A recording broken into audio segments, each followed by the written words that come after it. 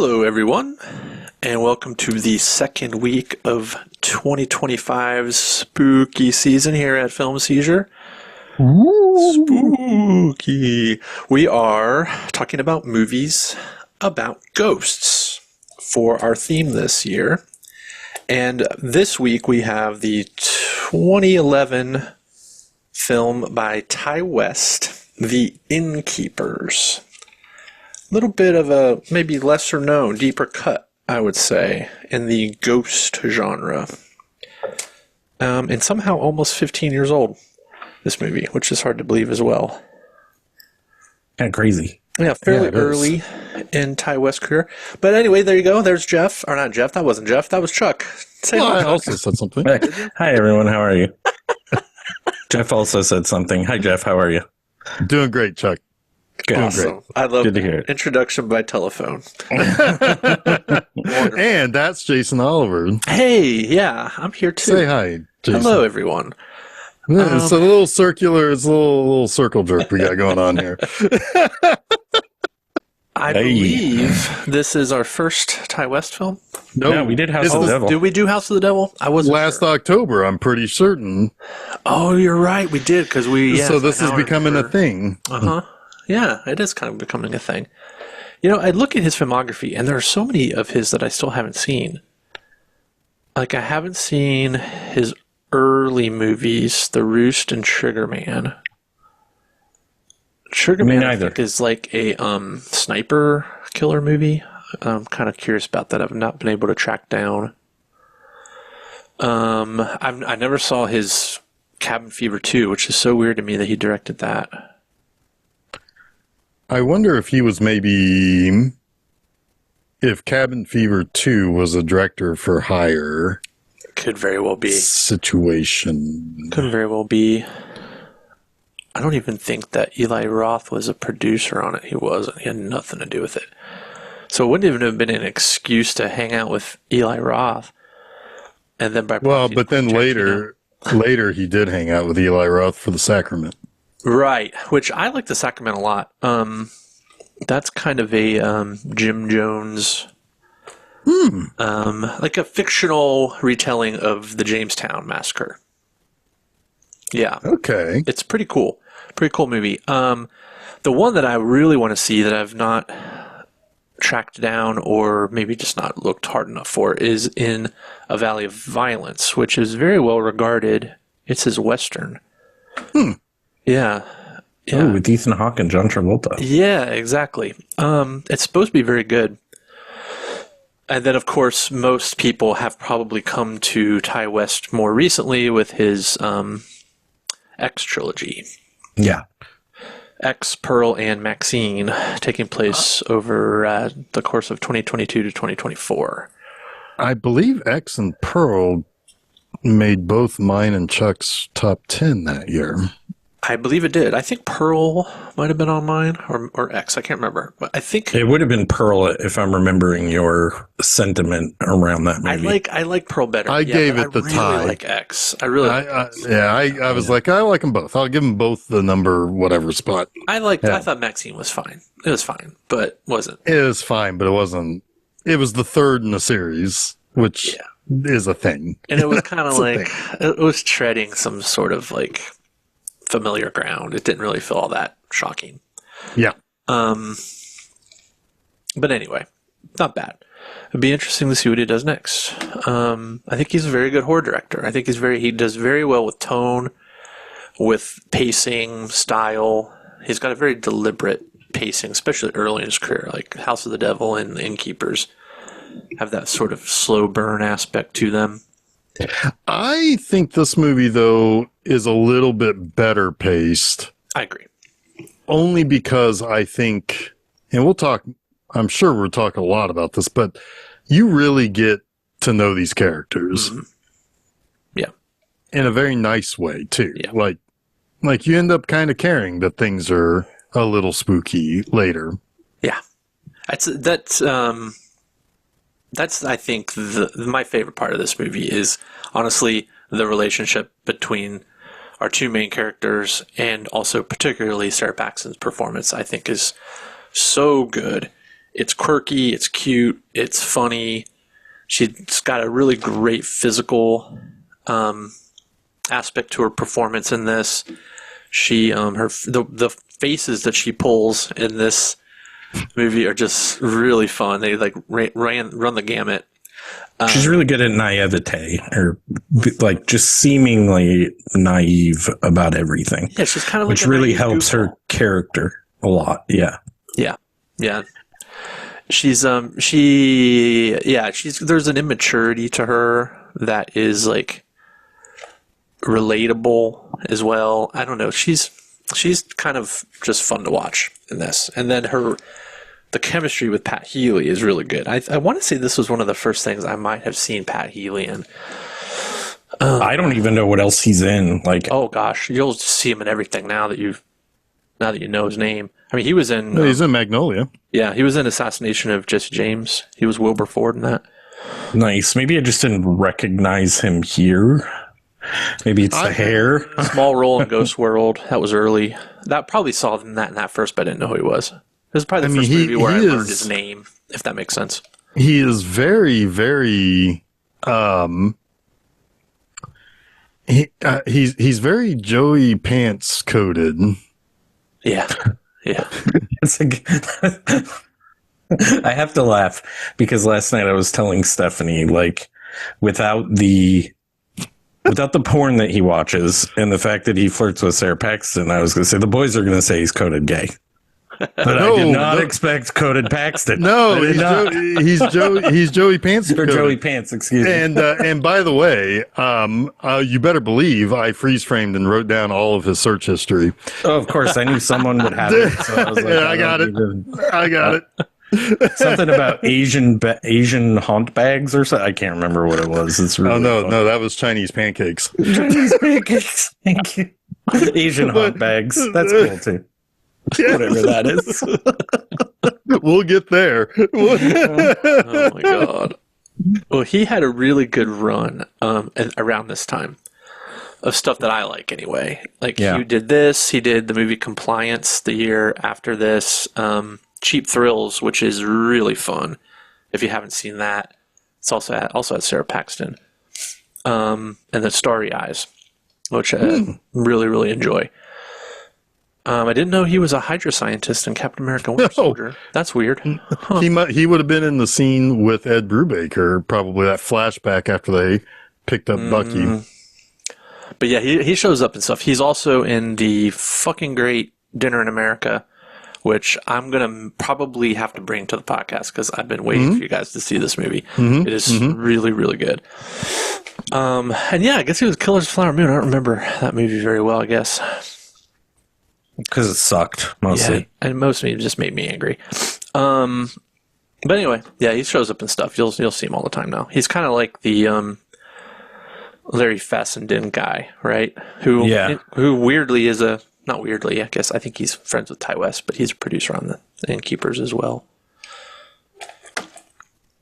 So this is the first time I saw this movie. Oh. Like, I had seen House of the Devil, and honestly, I'm a huge fan of the X trilogy. But I was looking forward to this because I had heard that Ty West came up with the idea of it because of the hotel he stayed at while he was making House of the Devil, called the Yankee Pedlar, which is a hotel that was right down the street from my house in Massachusetts, but not this one. There's like one in Covington, Connecticut, I think, and then one in Holyoke, Massachusetts. Same company, I believe. Same kind of looking old school, cool place. This is the one in Connecticut. Yes, this is the one in Connecticut. Covington, Connecticut, I think, or something like that. But I was super excited about it because I'm from the Northeast. I've had these little things that kind of would inspire a ghost story happen to me before. You and me, buddy. Yeah. And this really, like, great movie because you can just watch it for that. Like, the fun, like, aspect of the haunting and how it develops. Or you can really try to get into what the fuck is going on, which I'm still not sure what the fuck is going on in this movie exactly. But it definitely pays off enough in the in the fun, just haunting aspect of it that it's definitely worth a watch. So I was excited, and it paid off for sure. Ty West is really good at shifting tone and really good at creeping dread, right? Yeah. Because that last act is legitimately creepy. And it builds to, I don't know. Susan wasn't super satisfied with the ending. I don't know that I am either. Neither was Steph. But they telegraph the ending like in multiple ways, multiple times, so it works for me. But we'll kind of dig into all that as we go. Yeah, it's hard to say exactly what to expect this, how this to end. Like, what do you expect to happen here? Yeah, and I think that's kind of part of why I think it's easy to dissatisfy people. sure. But People this don't like the pace, but whatever. Yeah, well, I mean, I think every Ty West movie I've ever seen that has been commented on by the larger public is like, the pacing sucked for this one. And then the other people are like, it's a slow burn. It's wonderful as a slow burn, especially this movie and House of the Devil. Yeah. House of the Devil requires more because there aren't as many of the idiosyncratic, like, comedy moments or just little things that happen that like keep you interested, like you smirk or you smile or you laugh. This movie does that really well to get you through the slow burn aspect of it. But I mean, that movie also has a very strong female performance too that is engaging. She's fantastic. Yeah, in it. Yeah. I agree. And enough of those kind of quirky moments to sort of it's less than this one, but I'm with you. It cuts some of the fat of the dread, with every now and then. Yeah. This the quirkiest character of House of the Devil was the Greta Gerwig character, who was off quickly. Yeah. So it's like that didn't hang around. Right? Yeah. Oh my god.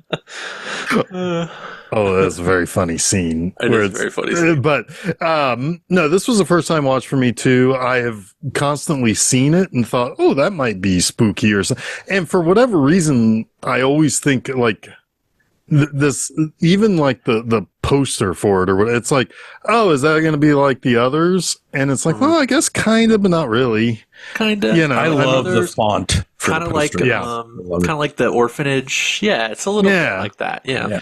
I do too. I like the font too, Chuck. Yeah. One of the things I really liked in the beginning of this is like you see that drawing of the inn, right? And it doesn't look quite right.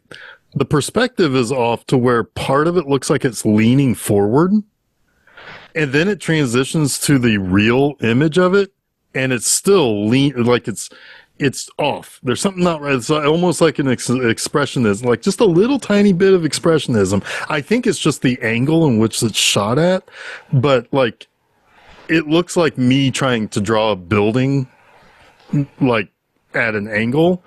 I bet you the building was falling down because I think it's since been knocked. I think it's since been knocked over. I think. But I mean, it's very possible that it's it's like, or just like that part of the road is drooping or slanted. Something. Yeah. But you like right out of the gate. Was it shot at the actual location? Yeah. Like the outside was. I mean, the outside. Yeah, I don't know if there was a set. That the same one? It's the one in Kelvington. Okay. Yeah. So it was the same one they stayed at. They used that. Okay. Yes. But there's something about the way it looks that doesn't feel right about it from the get-go. Mm-hmm. Yep. So it kind of lets you at least say, hey, we're going to eventually get to the spooky stuff, but something's already not right here. Well, that coupled with the fact that, and I don't know if you guys picked up on this, but the score in the beginning, it sounds a little like Ghostbusters when they're at their library. Mm-hmm. Yes, it does. It does kind of introduce you to the ghost steel idea of Ghostbusters a little bit. And I was like, oh, that's kind of cool. Yeah. And that kind of pays off later with the mention of Gozer. But right. Yeah. I really dug that it sounded like it reminded me of Ghostbusters. So the hotel has been closed for a decade, but it still exists. It's still standing, huh? It's still standing. As of May of this year, there's an article about it potentially finding a new buyer and coming back. So the building apparently is sound, but it did close, just like it closed this movie. Yep. So yeah, so that's basically our premise, right? Like, this is the last weekend that this place is going to be open. The owner, for whatever reason, is vacationing is somewhere in the tropics. Barbados. Yeah. And he's left his apparently only 2 remaining employees, which is what's their name? Was Claire and Luke. Yep. Claire and Luke are there, and because they're the only 2 employees, they have to sleep there. They have to live there basically this last weekend. Yeah. And we find out, like, basically they talk about, like, they split 12-hour shifts. So they're on 12, off 12, and basically all they ever do when they're off is sleep. Because that's like, once somebody says I'm done, they go to their room and you never see them again until the morning. Right. And so apparently they just kind of go into a sleep coma for 12 hours. It's a 7 to 7 coma. Yeah. And so currently residing in the hotel is a woman and her son who are estranged from her husband. Yes. And apparently Luke's had about enough of this bitch. Because she's very demanding. She's very, like, she's just, I mean, she's on edge, right? Like, it's not a good time for her, but also at the same time, she is a little uppity about some stuff.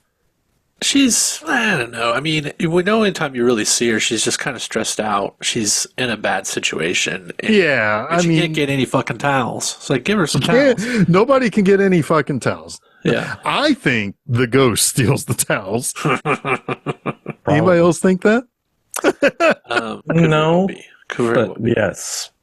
Well, because even Claire doesn't have towels. It's like, where'd they go? Where's these towels go? Anyway, God damn it, Luke. They're just the not fucking very towels. good innkeepers. No, they're a couple of slackers. Like, one is working on, like, building websites. The other is kind of a college dropout, kind of listless right now. They're kind of like, well, aimless is really what it's like. She's just kind of floating on the wind.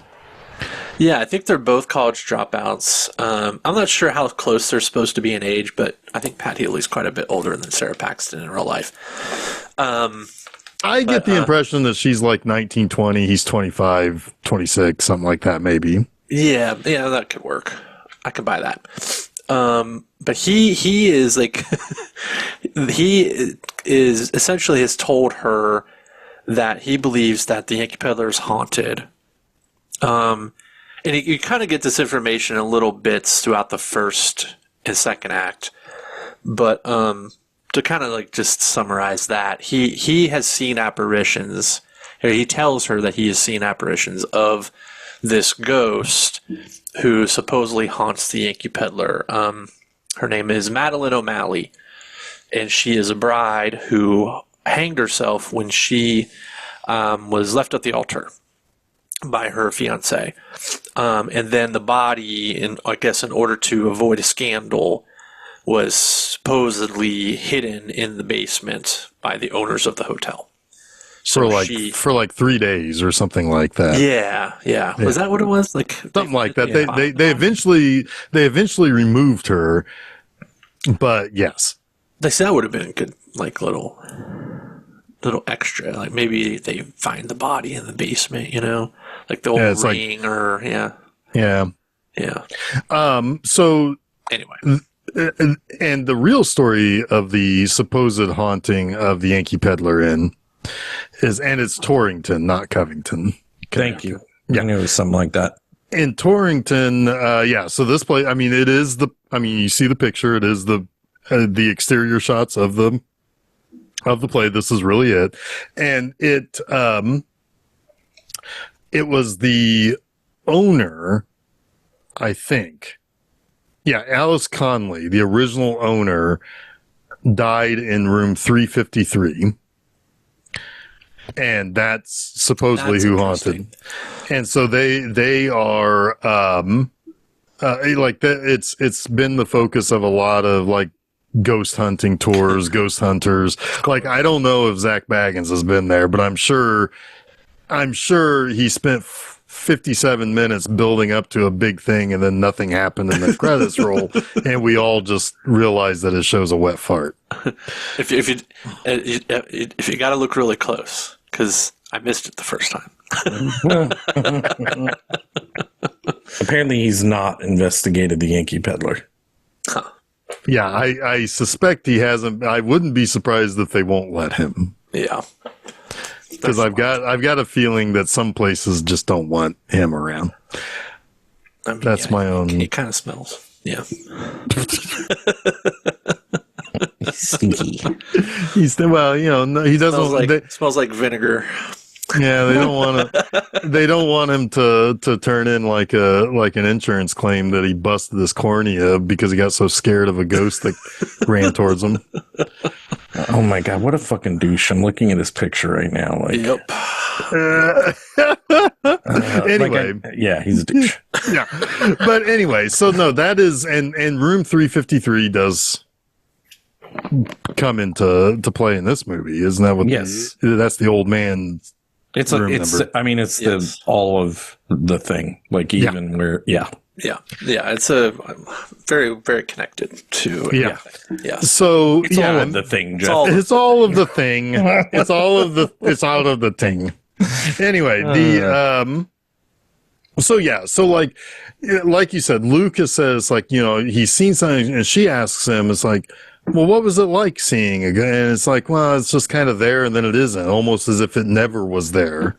Which is hard to describe. It's that description of like it hardly, like it was never there to begin with, that's a really good way of describing something like that. There's a little bit of extra mystery, a little extra, like it was never there. It has the ring of truth, but also the stench of a deceit.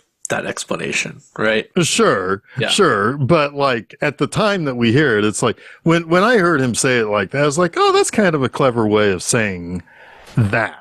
You know, it's like, because most of the time when people claim they see something, they see a shadowy figure that, you know, it's like, oh, it was in the darkness. It was just a darker part of the darkness that moved.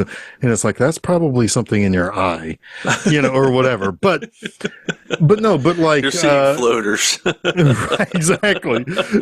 What you don't often, like, I imagine that if you really saw a ghost, right, that it's not going to be something like you see in the movies where it's like, it's going to interact with you, or it's going to walk. It's going to be like there for a long time. It's going to be there, and it's going to not be there, and then it's going to be like nothing was there at all. Sure. Okay. That's how I always kind of imagined seeing a ghost would be like. So, I mean, when he explained it like that, I thought, that's clever. The transparency of it makes some sense. Anyway. Yeah. So Luke has this idea. His one big idea in life is to make some money on ghost shit, because there's a lot of money in it right now. Oh, there's a lot of money in ghost shit. So he's got a website that he's built that looks bad even for 2011 standards. She's like, ooh, I like the ghost. Yes, it does. It looks a little like 10 years behind. And I like that. She said, oh, I like the ghost. That's a nice touch. Yeah. And they're just like little, they're just like those little, like, what's this called? That you put into like your slideshow presentations. The little, anyway. It's just like a little clip art. Yeah. Clip art. Yeah. She, yes, you're right, Chuck. She is very supportive. She's very positive.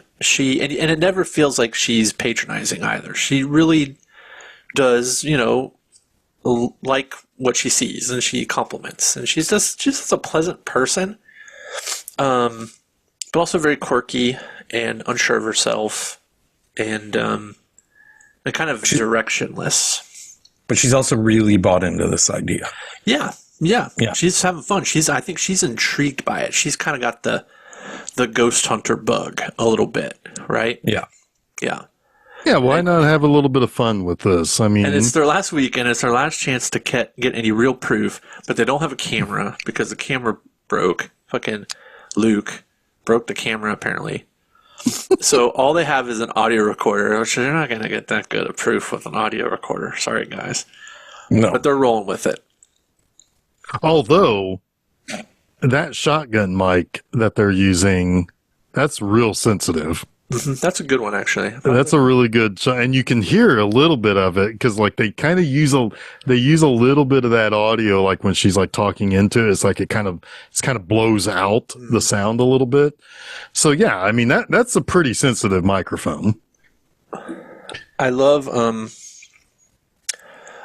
Well, they're cute with each other. They have like little games that they play with the bell, like who can run around the desk and hit the bell. I like that's not explained either. The first time she does it, you're like, what the fuck? What is she doing? Yeah. And then when he tries to get her, you're like, oh, okay, I get it. She takes it away. She's always faster than him. Yeah. Yeah. He's like, damn it. God damn it. I don't want to scare you, but I'm standing right behind you. I love that so much. He's like, how can I do this? Everyone's been there, right? We're like, yes. How do I notify this person I'm here without scaring the shit out of them?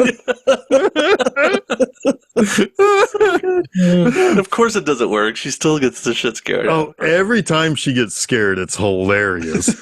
Because it'll be like totally quiet, and then it's like just this explosion.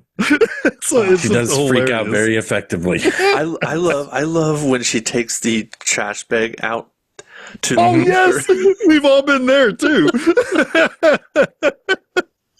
Yeah, I find myself talking to her. I'm like, throw it over your shoulder, and then she finally throws it over her shoulder, and then I'm like, push it, lift the lid, and push it.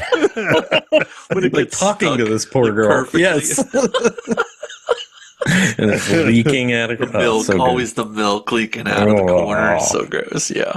It's like there's shit that leaks out of trash bags you didn't know was in the trash to begin with. Yeah, man, I have everyone dump shit out before they put cups or anything in. Like, if you have a half-drinking cup of something, I'm like, dump that out before you put it in. That's why the sink is right next to the trash can. Yeah, but then sometimes I'll take a bag out and it's leaking. I'm like, what the fuck is that? There shouldn't be any wet in this bag.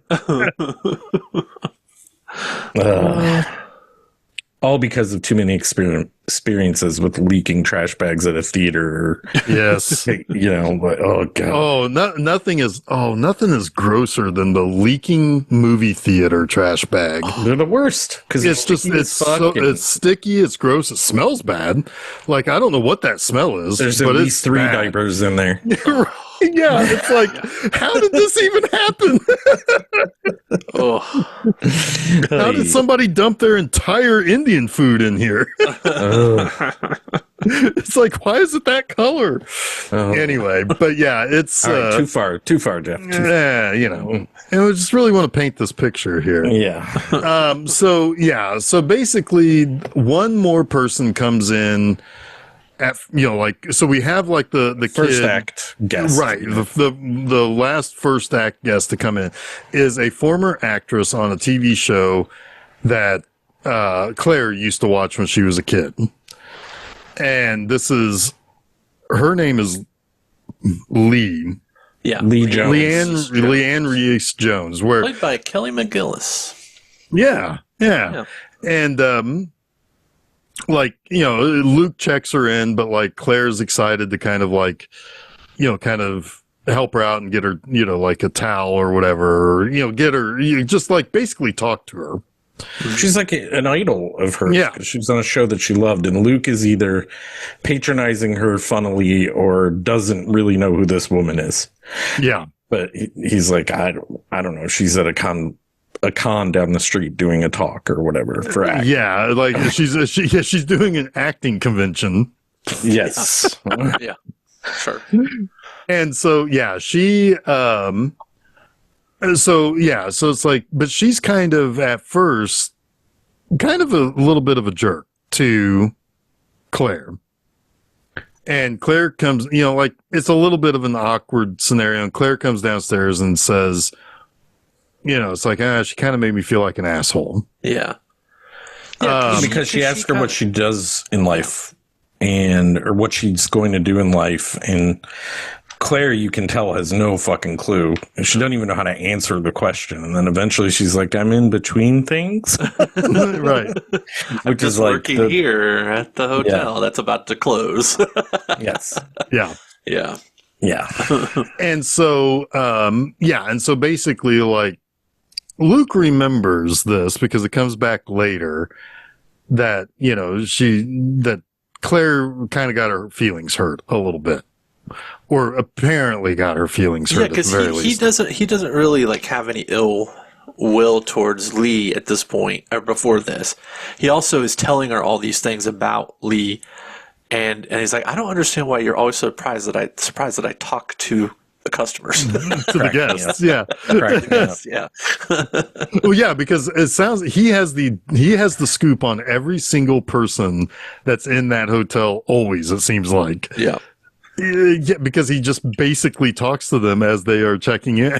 Well, you never see him do it, and she doesn't either. No, but yeah, it's like he does know a lot. I guess I'm surprised he talks to them too. At one point in time, Claire goes to get a coffee, and this is where Lena Dunham is. She's the barista who wants to just have a little girl talk with Claire. Really not Claire's thing, but like the barista just keeps going on and on about how, it's like her boyfriend has never told her that he loves her. He said it once in a chat room. Was it? It was IM, I think. Something like that. Like IM. Yeah. And it's like, but does that really count? And he says it during sex, but everyone knows that doesn't count. And the whole time, like, Claire's just like kind of blankly staring back at her. It's like, we're both girls here. Can we talk about that? I love that it cuts to her with her head down again. Like all the cut shots of her with her head like in her arms, like just exasperated. Yeah. And then Luke's like, where's your coffee? He's like, they ran out. Which you assume she just left. I ran out. Did she say they ran out? They ran out. They ran out. No, they said they ran out. Which I think is the same as saying she ran out. I think heard I ran out, which is what I expected she actually did. Yeah. Yes. Because like Luke was like, oh, was that one bitch there or whatever? Like, did that weird girl still work there or something? Yeah. Yeah. But so I think we're about at the. Let me pull up the list of the. That's pretty much the first chapter, which is called The Long Weekend. The second chapter is Madeline O'Malley. We've done a lot of chapter and title movies. Yeah, we have in the last 3 or 4 months. We did. So yeah, I mean, like, so Luke and like whenever they're alone, they use the material to try to like get EVPs or whatever of Madeline. But there was one time where she asks to keep the computer because she wants something to entertain herself during her shift. And she opens up his website history. And here they are. Butt Crumpets, home of the original Triple X. Jerky Blasters. What? The Spank Shaft. 3 exclamation points. Okay, wow. The Tit Punch. The Itty Titty Council Triple X Hot Milfs Triple X. That's one site. Triple X Tit Slap Tub Girl Soup Triple X. The Bang Pickup Truck and Chinese Pancakes. Chinese fucking pancakes. And the last thing on there was Real Ghost Stories. Yeah. His website. It was his website, yeah. Yeah. And she goes to the website and she's clicking around and she finds the one link that says evidence or something like that. And there's one little video of a doorway with a door that slowly seems to close on itself. Is it 353? I don't know if it's a. It says corner room just like it. Yeah. I don't know if you can see what the room number and is. And it slowly closes on its own. There was one thing that also he wanted to show her when we first meet them. He's like, you got to see this, the heavy shit here. And it's like, just keep watching. And I it's like, 100% knew what was going to happen. I knew what was going to happen too, because that was the era of we've got ghost evidence. Just keep watching this thing for like 35 seconds. Yeah, and it was a rocking chair. This static shot of a rocking chair. And then there's like the scary face that goes, or whatever. Yeah, I knew it did not get me at all because, Chuck. Oh, it scared the shit out of one of my cats. I'll tell you that. I love it. Well, those cats need to learn how to not watch movies then. Yeah. Oh, man. But yes. And then she goes to click on another video that says more videos or more evidence or something like that. And then it just takes her to a little like construction man. Like under construction. This site is under construction. Yeah. This page is under construction. So that's all they've got. Right. And nobody's buying that shit. So it kind of reinforces the fact that they need some more evidence. And she's like, it kind of motivates her to start taking some recordings. So at this point in the movie, just to share where I'm at, because I found this interesting that an actor came and that Luke is kind of cagey about the things he's seen. So it's either you're thinking Steph was like, he's never seen anything. At this point, this is what she's saying. I'm saying, I think he hired the actor to scare Claire. Oh, interesting. During this movie, in which eventually will result in them seeing actual spirits, right? But that's where we both kind of were at this point. She was more right than me, that's for sure. but it is interesting that the actor still kind of unlocks some of the spookiness, right? Yeah, it's kind of next with her in the pendulum, right? Yes. Is right around here. Yeah, because she goes down into the basement.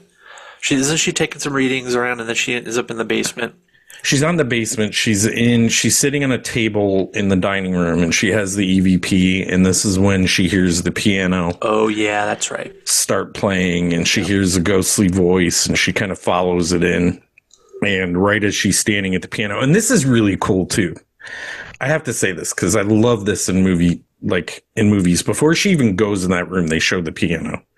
And I'm like, someone's going to play that fucking piano. And right at that moment, the piano was in the score. Right? So it plays. And I'm like, oh, that's so cool. It's like, I don't know. They showed the piano. I'm thinking about the piano, and then it's in the score. But then it's diegetic, really. It is kind of diegetic, but it's just smart filmmaking. Yeah. But yeah, she goes into that dining area. She's sitting on the table. She hears the piano. She walks up to it. And right as she's staring at the piano and hearing like a ghostly moan of a woman, the low end keys pressed down and there's a big booming bassy piano sound. And she runs up to Luke's room and wakes him up.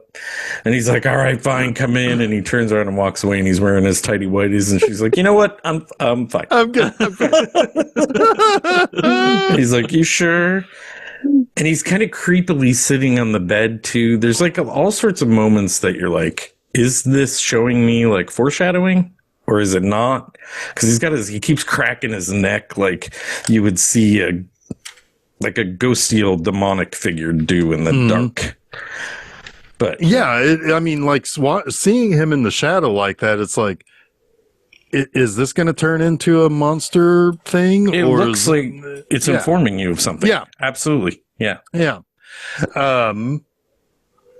So also, somewhere around this time, it's in the second act when Claire tells the little boy the story of Madeline. Yeah. And how, people say that, she's still here, she wants something or whatever. It's like, she wants another husband. Is it going to be you or whatever? And the kid freaks out. The mom gets angry at her and, and just talks about towels again. Goes to the hotel and it's coming to get me. And she's like, I didn't say that.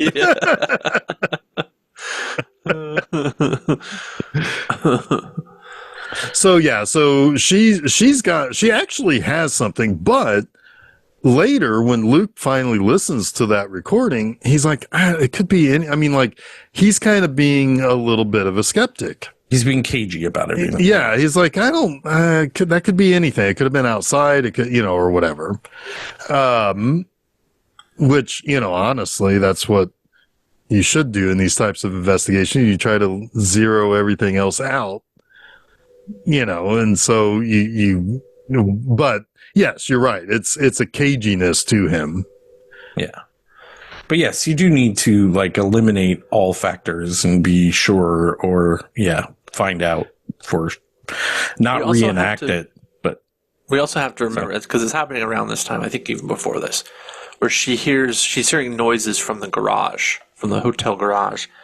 And in the garage there's a door that leads to the basement. Yeah. And she locks it. She padlocks that door because it's important foreshadowing. A bird had flown out of it at her, so she's like, how'd you get in here? Yeah. And then she locks it. Well, that's another freak out moment for her. Those are good in this kind of movie where you're all apprehensive about when you're going to see the ghost the first time, or if you're going to see the ghost the first time. It's old school, jump scare stuff, but it works. It follows nicely on Poltergeist. Yeah. Even the character of Leanne Reese Jones being, I don't know what, and there's so much perfect about this, but her being an actress who is now a fortune teller kind of, but she belongs to some group that uses crystals to feel life in the universe, and she's that is a thing that some people claim that you can, depending on how a pendulum swings, it can give an answer to direct questions. Yeah, it's a whole thing, but it's like Ouija. Kind of. All of it is but it's a lot of in the context of this movie, it seems to be a focusing tool for her. But it's also playing on the Dionne Warwick thing. Sorry, go ahead, Jason. Yeah. Go ahead, Jason. But much like you, Jeff, where you liked Luke's explanation for what it was like when he saw the apparition, right? I like her explanation of her powers, right? She's like, have you ever gotten deja vu before? We feel like you've been someplace before. And, Sarah Paxton, she's all excited to have conversations with me. And she's like, yes, I do. She's like, well, it's kind of like that, except I get impressions of things that haven't happened yet. Right? So she's like, I don't necessarily have all the information, so I have to be very careful about what I share. But she gets those feelings, those deja vu feelings, but for the future, not the past. Right? Yep. And that's kind of important because there are things she doesn't share that you can kind of unpack at the end to sort of understand, what it was that she was seeing, right? But was afraid to fully share. Maybe she's more warning than anything, right? Yeah, well, yeah, because she definitely says they do not want you to go to the basement. Right. And she kind of plays it off like she is hearing the other spirits, this is the whole, it's kind of the whole explanation of what's happening without being an explanation of what's happening. It leaves so much up to interpretation about what's going on, because she does go I can't remember in which order this happens, but her explaining her powers is a little later with Luke. Yeah, right. When Luke being a skeptic, yes, kind of an asshole to her, being an asshole. Well, yeah, he's getting back at her for hurting Claire's feelings. Yeah, but at the same time, he didn't know that Claire had made there was that whole scene there where Leanne was like, or Lee was like, "I'm sorry, I'm this way sometimes." Yes, because what happens is Claire she does her investigations. She locks the basement door, and she gets spooked by the bird and all that. And she goes to bed, and she is startled awake, and then sees Madeline in bed with her, who is all spooky faced and bride veil and everything. And I do like that when she initially asked Luke about it, it's like, is she all dead looking and stuff? And I imagine this is what she thought somebody all dead looking would look like. Yeah. That's kind of tinkering away at my head at that time, And she's making a bunch of noise, and Leanne is essentially in the hallway. She's like, it's like, what the hell is wrong with you people? Can't anybody get to sleep around here? There's always something going on. And that's when Claire kind of she's like, you know what? She fights back a little bit. Yeah. She's like, I'm going through a lot and whatever. She fights back, and she gets kind of defensive, and then Leanne apologizes for earlier, and then they get to talking, and she tells her the real reason she's in town is that she's a psychic and she's there for a psychic convention. And then it comes out about everything that Claire thinks she's been seeing, and the whole story about Madeline, and Leanne asks her, well, what would you ask? If you could talk to the spirit, what would you ask? Let's try it. And so she does. And she asks, are you Madeline O'Malley? And, are you haunting this hotel? Right? Basically. To which then, Lee does the crystal swirly thing and has the visions of two people telling Claire she shouldn't go into the basement. She's very unsettled by this. You can tell that she's seen something that she doesn't like, and of course it unsettles the audience because we don't know. It scares. If it scares a psychic, it's a pretty good indicator that it's something pretty scary. Right. I mean, that is one of the rules of life. It is one of the rules of psychic. Yeah. Like if horror movies, real life, man, psychics get spooked out. It's like the goat. It's like the goat in Poltergeist. Like when she starts to freak out, it's like, man, what do you do? Right? Right. Last line of defense, right? But yeah, so this kind of like creeps Claire out a little bit. But then it's the next day when she's talking to Luke. Lee comes back from the convention. She's told Luke everything about her real reason for being in town and the psychic thing and all of that. And he's very skeptical about it. And this is where it kind of like she's starting to not understand why he's so skeptical all of a sudden, because he's supposedly seen the apparition. He should be like the true believer who wants every shred of evidence, but for some reason he's being weird and cagey. Then he kind of snaps at Lee when she comes back and is giving her the amazing Randy treatment about her powers. And you could tell that he kind of verbally wounds her, but she gives a really good explanation of what her powers are. And then she goes to bed. And Claire kind of chastises Luke for being a jerk. And he says, well, she made you feel like an asshole. And she's like, yeah, but that was then. We've kind of talked about some things since then, and she's apologized. But anyway, that's kind of where we are in the second act. And then Luke gets drunk and shoots a shot. Dude, the Schlitz is so funny. The Schlitz is flowing. I'm surprised free. it's not Schlitz ice, but yeah. They're both lightweights. I love it when he asks her. No, I like it earlier in it when Lee offers a shot of vodka or something to Claire. Just a beer. Just a beer. No. It was earlier. She has got one of those airplane bottles. Yeah. Sorry, my bad. And she pours a little bit of it into a styrofoam cup for Claire. And when she drinks it, you can tell that she doesn't drink hard alcohol very often, if ever, because her face is hilarious. She's like a child tasting something gross. Yeah. But then later, they're getting drunk. They're drinking beers, and apparently, this is Claire's drink of choice because Luke asks her, you want another one? And she's like, yep.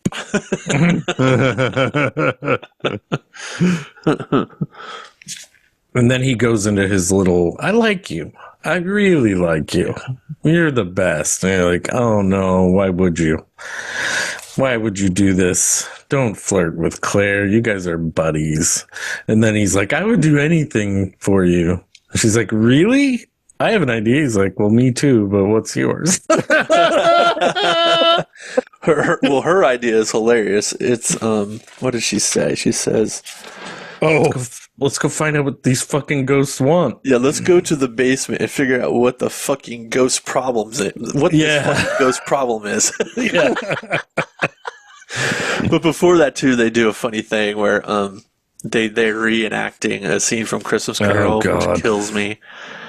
And there's a guy that checks in as well. Oh, yes. The buddy. Yeah. The old buddy that checks in. Oh, I like that Luke calls Lee Gozer and her... Oh, no, he calls the woman who leaves with the kids Gozer and her demon seed. Yep.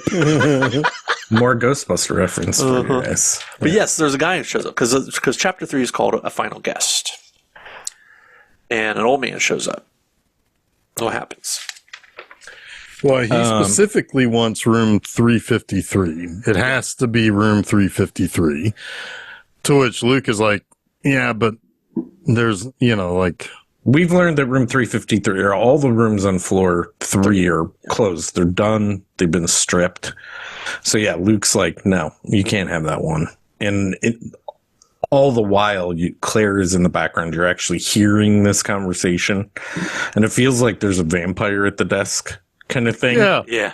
You know, it's like it's way more nefarious than what it actually is what's going on out there. But she walks out and defends the guy. She's like, if you want that room and you want to sleep on the floor, like, you can have it. And Luke's like, well, we need a credit card for a deposit. And the guy's like, I have cash. He's like, yeah, but he's like, just take the cash. Mm-hmm. And he does. And Claire walks him up, and there's a couple cool moments where she's grabbing the sheets and she bends over and he's gone. Mm-hmm. But it turns out he's just looking at a picture like 2 feet down the hallway. Yeah. Like cool little ghosty old kind of things. But they end up in the room and he's like, this is all I want, a little bit of nostalgia before the end. Yeah. Basically. Yeah, he doesn't care that there's no TV, that the bed is stripped. He's going to make his bed. He's just like, yeah, this is perfect. It's exactly what I want. Yep. It's all about the room. Yes. Which is a curious thing. But it is pretty telegraphed what's going to happen to this dude. Sure. Which is fine. I mean, is it obvious, or do you think, or do we... Steph and I both immediately thought this guy's going to kill himself. Yeah, not who he is exactly. Because I have an idea. But I think I do know now. Yeah. I'm pretty sure I know who he is. Yeah. I thought at one point, maybe he was a ghost or something, and it was like just one of those things that he came in and then you never saw him again. If he's who I think he is, he's long dead. I like what you're getting at there. Agreed. Yeah. I got to tell you, every time I see this movie, I am deeply disappointed it's not Tom Noonan. Because of the voice and the at the desk. It makes you feel like it's going to be a face, right? Yeah. And it's like if it's going to be a face in a Ty West film, having just made House of the Devil, it's like it could be Tom Noonan. And it's never Tom Noonan, but I wish it was. Like, you could almost see Dee Wallace being Lee. Lee totally. Yeah. In this movie, but she's not. Yeah. Yeah, most definitely. She could very easily if they've transplanted into this. Tom Noonan, like, I guess, like, I'm assuming that people would have seen House of the Devil and then this. It might have been too much. There might be too much of a connection there. Fair, maybe. If Too much Noonan. If you've watched Never most too of the much movies, you could. I know, but you could make some kind of transference or whatever. But then he's also, I think he's also in, is he in Starry Eyes too? Which is a couple years. That's not Ty West, but I don't remember if he's in that. but anyway, He's in the Monster Squad, though. what? Yes, he is. What is supposedly the year that Madeline O'Malley died? 1800?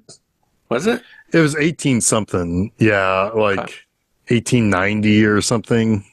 I thought it was 1800, but it could be 1890. Either way, 100 and some odd years had passed since her death. Okay. All right. Because nobody came back to the hotel until the 1960s.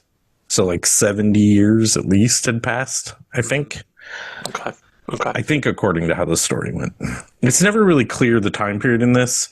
Like, I don't know if this is the 80s like House of the Devil was, or if this is later. Well, it's not the 80s because of the computer, but it could very well be like the Late 90s. Because we don't see a cell phone in it, right? No. At all. So it is in that kind of era, I think. Yeah. Yeah. Yeah. Yeah, so that's just important to. So I think your take on who he is. You're right. When it all comes down, like, Sure. I mean, I think we all agree on who he is, probably, but was he amongst us or not? I guess is the question. Right. Yeah. Yeah. So so like this is when like they're drunk, they're gonna go find out what that fucking ghost problem is, and they go to the basement.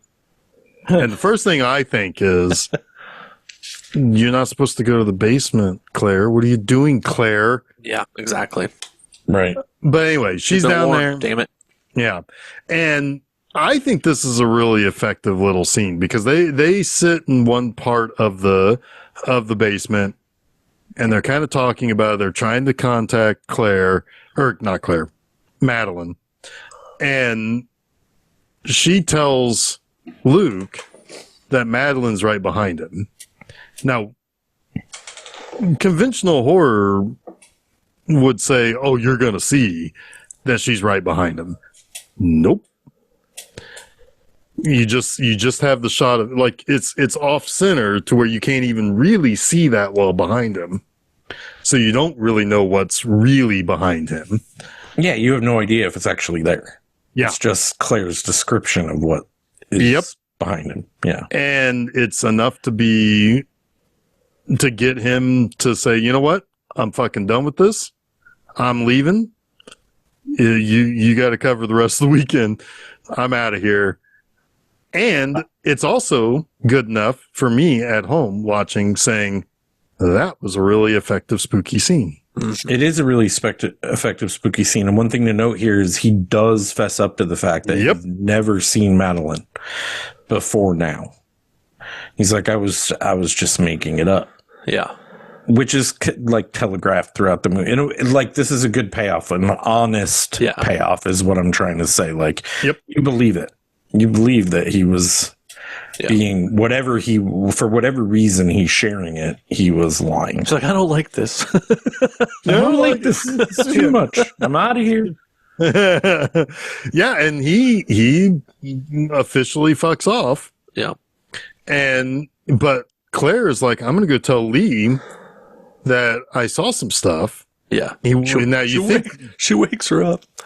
Yeah, it's like Lee you think might be dead because like she can't wake her up. She's a heavy sleeper. Yeah. To which then Lee also says what I think is appropriate to say. What are you doing in my room? Yeah. It's like, it's not, it's like, what are you doing here? Steph was like, it's not cool to just open a door with a key. And I'm like, I agree. Yeah, I agree. But she's got ghostial evidence. Yes. And she wants to do the thingy thing with the thing. She wants to do the thingy thing. Yes. And this is interesting. This is interesting too, because it's really, really hard to wake Lee up. Yeah.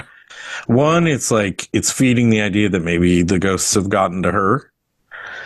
But two, I do think there's a part of Lee that is pretending she's asleep because she doesn't want what's coming to come. I like that. I like that.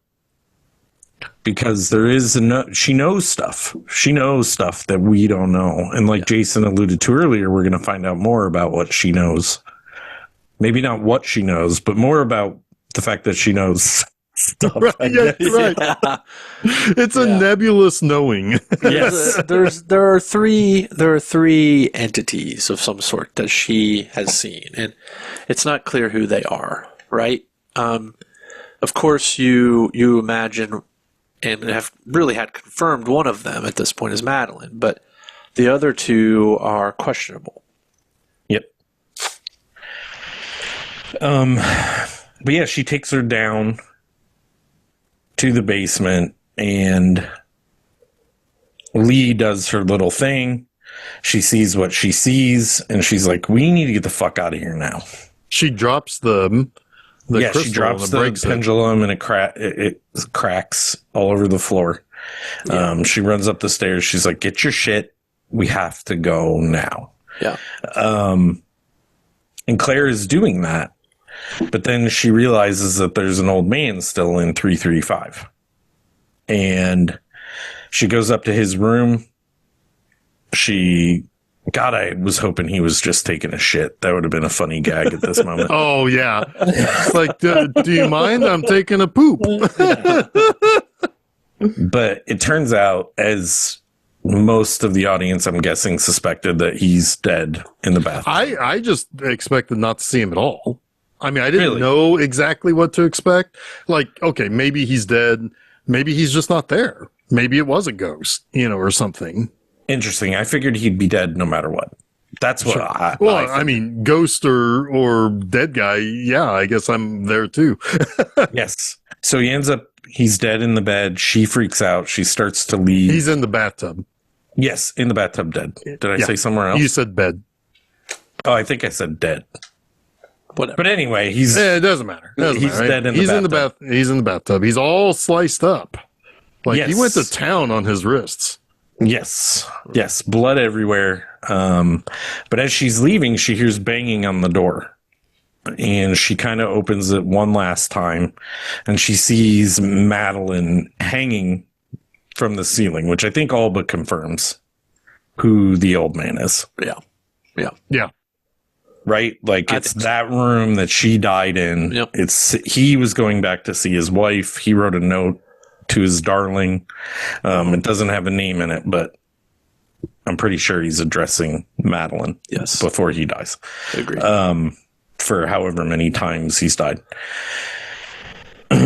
So that she gets sticky at the end, but yeah, we'll talk about it. it is sticky. A lot of it is sticky, and why I think you could spend a lot of time trying to figure out what's really going on in here, because Claire is an entity too. Yeah. I think before and after. I don't know about that. I don't know if I can buy that. Well, I have some things that may support some of that. Yeah. So anyway, But, Claire yeah. Claire runs back downstairs. Does she run? She runs into Luke. Yes, who she runs came into back. Luke first. Yes, who came back, and he's like, what the fuck? Like, just sit here, calm down. I will go get Lee. Will you be okay here for like 2 minutes while I go get Lee? And Luke runs off.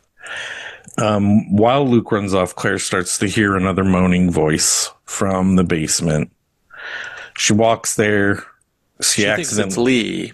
She does think it's Lee, which like naivety winning the day here, like thinking that's Lee calling for her. But she kicks the can down the stairs. She freaks out, and as she turns around to leave, the old man is standing behind her. He's like, ooga booga booga. And He's like, boogity, boogity, boogity. He's Mr. Boogity. He's the boogity man. Boogity, boogity, boo. And she falls down the stairs, smashing her face on the ground. And then the old man is like doing his little, like, I'm going to appear right here behind you, and then right here behind you. Like, not actually walking, but like moving nonetheless. Yeah. And Claire runs in to a back room in the basement that leads to that shutter door that she had locked earlier. And the door is closed behind her. She hears banging. We assume it's the old man banging on the door. She's banging on the basement, whatever you call it, the storm door to the cellar. Mm-hmm. And this is when Madeline comes up behind her up the stairs and then just fade to black. Next morning. We should have mentioned that all throughout this movie, Claire uses a inhaler for asthma. Yes. How does it come into play here, though? She dies of an asthma attack. You think it is an asthma attack that kills her? Oh, it is. Yeah, it is. I think she either doesn't have her inhaler or it's empty. Well, it's at the bottom of the stairs because Luke hands it to the inspector and said, I found this at the bottom of the stairs. That to me is like the indicator. The indicator. I can totally agree with that. Yeah. I just figured scared shitless or not murdered. Yeah. She was kind of scared shitless and it triggered her into an asthma attack and she didn't have her inhaler. Yeah. Yep. But yeah, it is really interesting too because I wouldn't have suspected Madeline to kill her. Right. Right. That's right. I don't think that these are malevolent beings. Nope. I agree. Yeah. 100%. Again, I think that sort of like the other sort of like the orphanage sort of situation here, right? Where the ghosts are just doing their thing. The way people react to them is on them. It's not the ghost. This is a little bit. It's also a little bit of an Ouroboros too, because Claire is meant to be there because she is the third entity that Lee has picked up. Well, that's where you got Lee. She understands what's going to happen, but is afraid to say exactly that. Right? Yes, and Madeline knows this too. And the old man know this too. That is the she that Lee is talking about earlier when she's like, they tried to warn her. They're trying to warn her. They're talking about Claire. Yeah. Mm-hmm. Yeah. Right? Like, so that's my whole idea about her being an entity there before and after, not necessarily because the way Lee describes time is that it's not really like you're alive or you're dead or you're there or you're not there. Like it's all. I have it right here. What she says. Buy that. I buy that for sure. Like we're seeing linear time, but to the ghost's perception of her, there is no linear. There is no linear time. It's the Ouroboros. It's all on another plane. Yeah. And so what she says to her is like, it's all a state of being. There are no beginnings. There are no ends. There are no ghosts. We're each divine beings that incorporate one energy in the universe. Like droplets of water in a vast ocean. Yes. So, and the universe has a plan. Yeah, the universe has a plan for each and every one of us. That's the thing where she is not the only person who talks about there being things that happen for a reason. That like Luke says it, Lee says it. It's all pointing towards Claire's fated here. Right. Yeah. Nobody just ends up at the no, you're right, or whatever it is. Nobody just ends up at the Yankee Pedlar. Yeah. But yeah, this is something that a lot of people talk a lot about. Like, what is your take of the ending? What is it that I'm supposed to understand out of this? It's a lot. I think it's simpler than what people are putting into it. It's just, this is good filmmaking. Mm-hmm. Good filmmaking makes things seem deeper and more complicated than they technically really are. I just don't, my one confusion is the body of the old man. Because it exists in that time and place. Him being there and Luke seeing him. I don't remember if we see him actually walk in the door. We don't actually see him walk into the hotel, right? So the only person that sees his body is Claire. Yeah. But the police officer says to him, we need to talk about the body in 353. That's a good point. Yeah, they're bringing him down the stairs. They're bringing him down. Yeah. Like because that's what he tells me he needs to go into the police station. Him and Lee need to go to the police station and answer some questions because, they've got 2 dead bodies, not just one. So it doesn't. Yeah, I don't know. So to me, it makes me feel like we just have the dates wrong on the on the lady, and it's supposed to be her actual like bride, like many years later. So then, who's the other entity? He is, but he becomes. But he's not dead entity. yet. But there's no time. I get that. I get that. But then Claire would know she was. Well, so here's Claire what doesn't could have see been. him until she sees him dead in the tub. Yeah, she only ever sees But Madeline. Lee perceives all three of them because she can see the future. Right. No, I get I get all that. I'm just trying to. So one thing we could say, because based on the wedding gown that Madeline is wearing when we do see her, it could be the 60s when she died. I mean, it may not be 1800s in the movie. I'm certain of it. But Well, it might have, but we also have unreliable narrators. Right. They don't necessarily know shit about shit, right? They maybe have just heard like stories and rumors, right? I think what ends up happening is that I think it's possible that Madeline and Old Man from later were to meet at the hotel. He stands her up, she kills herself, and then he carries the guilt for 50 years, comes back, kills himself. And then, of course, the cycle is complete at that point because they are now haunting a place with no time. You know, like they're not tied to a time. They're unstuck from time. And Claire so it's like caught up in the middle of it all. Yeah. Exactly. And Claire is she's the one who gets the most interested in it and therefore opens herself up. And allows her to react. Yeah. Yeah. Yeah. Because that's always another big thing with hauntings is you have to allow yourself to be, like that's one of the things, like when you bring in Lee's character talking about like psychic impressions and stuff, it's always about letting yourself feel those types of things. So when she becomes more and more curious as the movie plays out, she's sealing her own fate. That's definitely a trope. Yes. Yeah. Yep. I 100% agree. And plus, that's when we get a psychic involved and they start opening doorways to different planes. Then, who knows what shit's going to come through. Every Ouija board movie has taught me this. Oh, every Ouija board has taught me this. I mean, you're opening doors, buddy. But there is the stinger at the end because this is all epilogue, and we go up to Claire's room this time, which she was in like 312 or something like that, I think.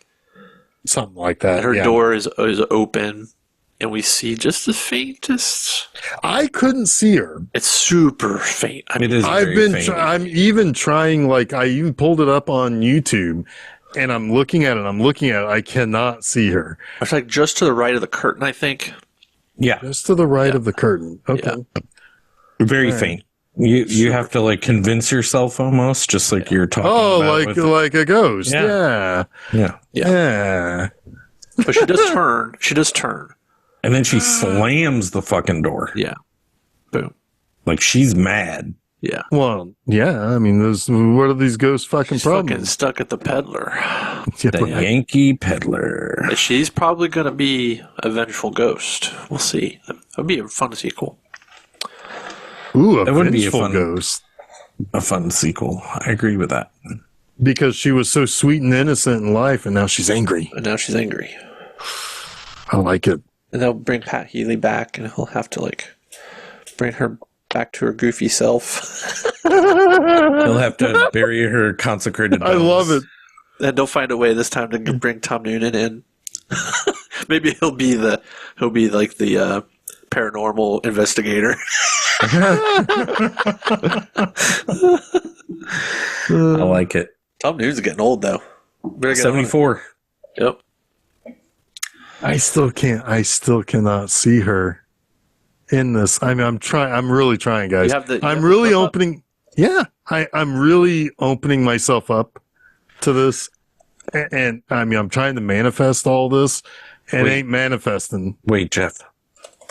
She's right behind you right now. All right, I'm done with this. I'm getting out of here. This is too much for me. No, anyway. No, I've tried. I've been trying. Goddamn, I've been trying. And I think I see when I even when I'm kind of scrolling through, I think I might see something, but I still can't. I still can't see it. Am I going blind? I'm blind, guys. I may be going blind. I may have the vision of a ghost, but no vision of a ghost. What? Anyway. I'm just laughing at you. Anyway. I think this is a very fine movie. I think there are better ghost movies, but I think this is a very fun watch. It's a very fun, they're very fun characters to watch.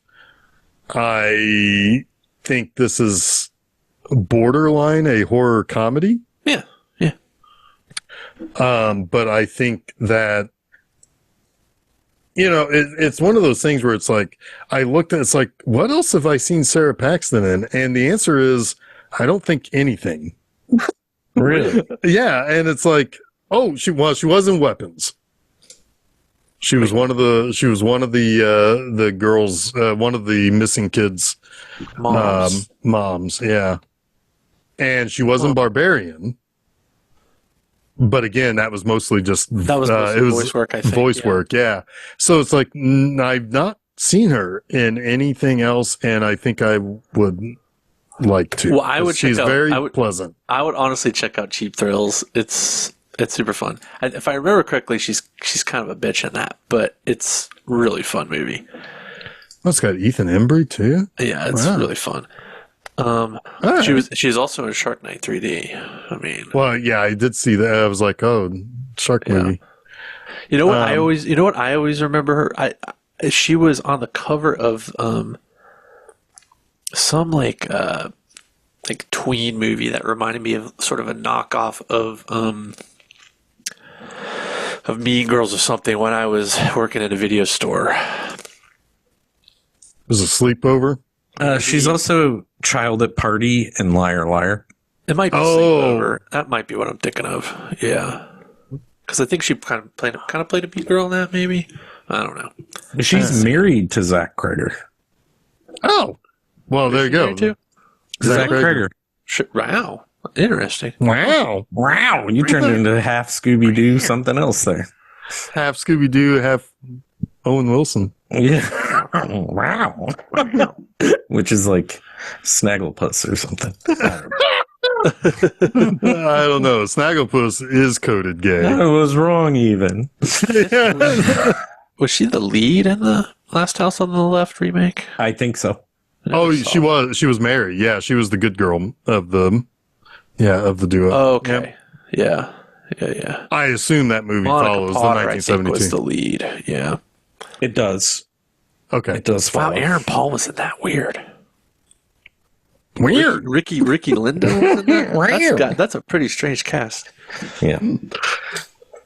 Anyway, I quite enjoyed this. I would like to watch it again in spooky season. I think this is a good spooky season movie. It is. It's a good launching for the month kind of movie, for sure.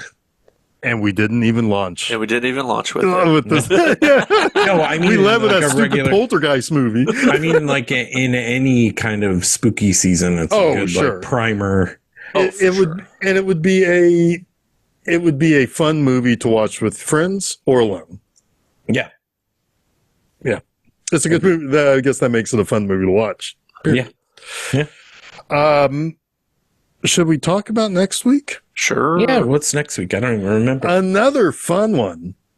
Also from the 80s, so we're kind of tying back to Poltergeist. And it's a movie with a title of a different movie that we've covered before. Oh. House from 1986. Oh, that house. Yes. Or 1985. I'm sorry. 1985. House. It's a little bit more than ghosts, but it's got the old Victorian type of house. It's got, William Catt, Greatest American Hero there. Mm-hmm. Yeah. and it's got George Wendt. And Richard R.I.P. Mole, right? Is it Richard Mole? Yeah.